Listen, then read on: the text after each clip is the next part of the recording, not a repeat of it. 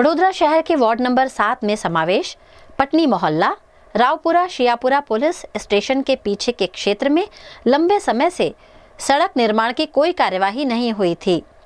स्थानीय नागरिक कई वर्षों से एक अच्छी सड़क की उम्मीद लगाए बैठे थे, लेकिन कल कॉरपोरेशन द्वारा शुरू की गई रोड निर्माण कार्य ने लोगों की उम्मीदों पर पानी फेर दिया। आधा रास्ता बनाकर काम अधूरा छोड़ दिया गया, जबकि बाकी आधा हिस्सा वैसे ही जर्जरित हालत में पड़ा है। आ वॉर्ड नंबर 7 है, रावपुरा विस्तार आवे छे, सियापुरा पोलीस स्टेशननी गली।